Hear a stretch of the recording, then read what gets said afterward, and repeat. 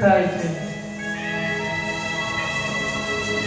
પત્ની હસતા હસતા કે પ્રાણનાથ, સુખ દુઃખ તો આપણા જીવનના તાણાવાણા છે.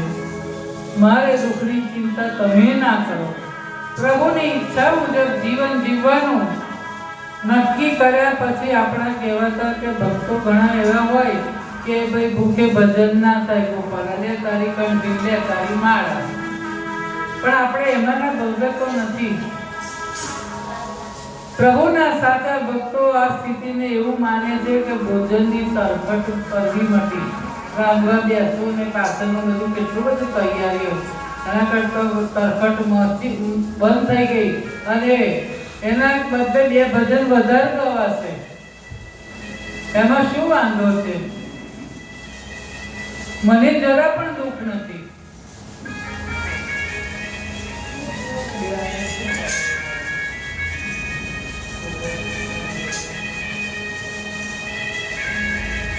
દામોદર ભગતની સુવાસ છેક ત્રિલોકપતિ પાસે પહોંચી.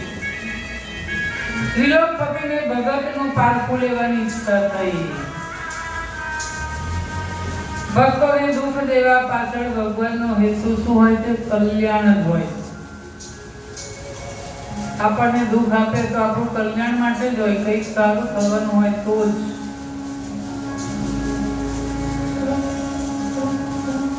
એક વર્ષ આખું ભણીએ, છોકરાઓ આખું વર્ષ ભણે, કાચી પરીક્ષા આવે, 3 મહિને આવે, મહિને આવે, 6 મહિને આવે, પણ 12 મહિને જે પાકી પરીક્ષા આવે અને એમાં પાસ થઈ જાય એટલે બેડો પાર.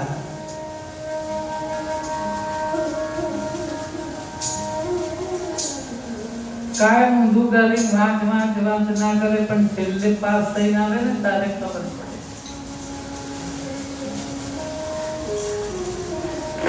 શ્રી હરિએ વૃદ્ધ સંન્યાસીનું રૂપ લીધું છે. લાકડીના ટેકે ટેકે ડગુમગુ ચાલતા દામોદરના દ્વારે આવ્યા છે. ધીમે ધીમે બોલ્યા, નારાયણ હરિ પ્રસન્ન.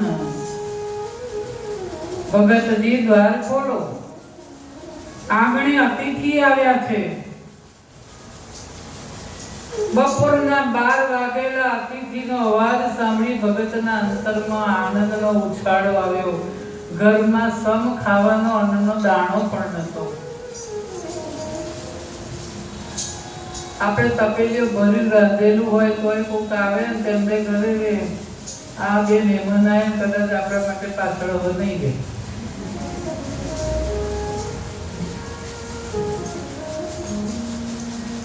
ઘરની સ્થિતિ તો તમે ને હું એકલા નથી જાણતા. આ પત્ની કે છે,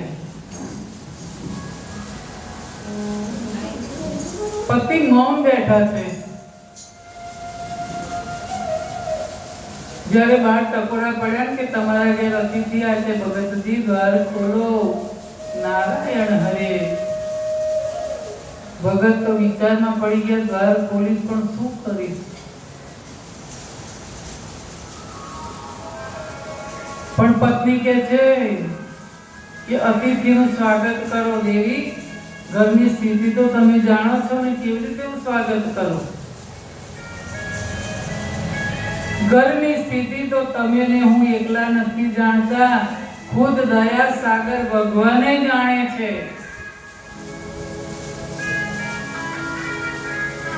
લગીરે મૂંઝાશો નહીં. સૌની ચિંતા કરનારો 1000 હાથ વાળો હાજરા હજુર છે. પણ દેવી, અતિથિને ભોજન નહીં આપી શકીએ તો આપણા ગૃહસ્થાશ્રમને લાંછન લાગશે, આપણી આબરૂના ધજાગરા થશે. અરે ધજાવાળો બધું સંભાળશે. જ્યારે જ્યારે પતિને તકલીફ પડે ને ત્યારે મૌન થઈ જાય, ઢીલા થઈને બેસી જાય. પત્ની કહે કે શું થયું? કેમ તમે આટલું બધું મૂંઝાવ છો? આ ઘરની પરિસ્થિતિ જોઈ અને પતિને એમ થાય કે હવે હું શું કરીશ? ત્યારે પત્ની એમ કે હું બેઠી છું. ભલે ને 1 રૂપિયો ના કમાતી હોય, તમે શું કરવા ચિંતા કરો છો? હું છું ને. આ શક્તિઓ એટલે તો નારીને શક્તિ કહી છે. પહેલા તમે અતિથિને અંદર તો લઈ આવો, જમાડવાનો પ્રભુની પ્રેરણાથી થઈ જશે. પત્નીના સ્વરમાં આત્મ શ્રદ્ધાનો રણકો હતો. શ્રદ્ધા હતી કે મારો વાલો મારી લાજ નહીં જવા દે. ભગતે અતિથિને આવકાર આપ્યો છે, વંદન કર્યા. પધારો બાપજી, અમારા ધન્ય ભાગ્ય કે અમારું આગણું પાવન થયું. સોનાનો સૂરજ ઉગ્યો, અજવાળા થયા અને સ્વચ્છ આસન પર બેસાડ્યા અને સ્વાગત કર્યું. આવો આવો સંત સૌભાગી, અમે ભવની ભાવટ ભાગી, અમે બની ગયા બળભાગી. જેના ઘરમાં સંતના કરણા, તેના ટળતા જન્મ ને મરણા. જાગી અંતર જ્યોતિ, અમે ભવની ભાવટ ભાગી. જેના ચરણો ઈશ્વર પૂજે, દર્શન કરતા તાપો બુજે.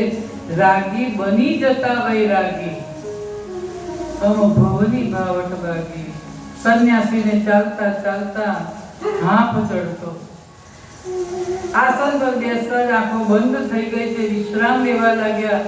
દામોદર બોલ્યા કે બાપજી, થોડી વાર બેસો, થાકી ગયા લાગો છો. આરામ કરો ને ભોજનનો પ્રબંધ હવે હું કરાવું છું. દામોદર અંદર ગયા. શું કરીશું દેવી? અન્નનો દાણો નથી, અતિથિ ધર્મ કેવી રીતે બજાવીશું? અતિથિ ભૂખ્યા જશે તો આપણું જીવ ધૂળમાં મળી જશે. આંસુ આવી ગયા. પત્ની બોલી, સ્વામીનાથ, પેલા કબાટમાંથી કાકર લાવો. મારી સખીઓ મારા વાળના મોઢે વખાણ કરે છે. તમારા હાથે અડધા મારા વાળ કાપી લો અને આ વાળમાંથી હું વેણી બનાવીશ, એવી સુંદર સરસ અને દોરી ગૂંથીશ અને એ દોરી લઈને બજારમાં જઈને વેચી દેજો અને જે દામ આવે ને એમાંથી આપણે ભોજન સામગ્રી લઈ આવો. દામોદરના હાથમાંથી કાતર પડી ગઈ. દેવી, આ શું બોલો છો તમે? સૌભાગ્યવતીનો શણગાર કેવાય તો.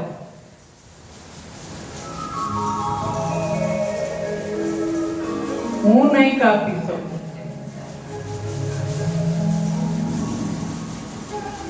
પત્નીએ હાથમાં કાતર આપી. પ્રાણના ઉપરના શણગારો તો ખોટા ભક્તા છે.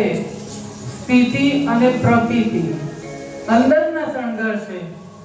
દેવી, તમારી ભાવના અને તમારા ત્યાગને ધન્ય છે.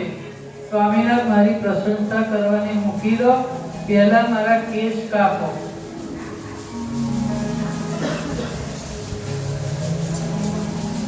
અતિથિ ભૂખ્યા બેઠા છે. સમજાવટ છતાં દામોદરે વાળ ના કાપ્યા. પત્નીએ જાતે કાતર લઈને કાપી નાખ્યા, દોરી બનાવી દીધી અને એવી સરસ મુઠ્ઠી હાથમાં આપીને જાઓ, એને બજારમાં જઈને વેચી આવો અને જે પૈસા આવે એમાંથી અન્ન લેતા આવો. સીધું સામગ્રી જે આવે.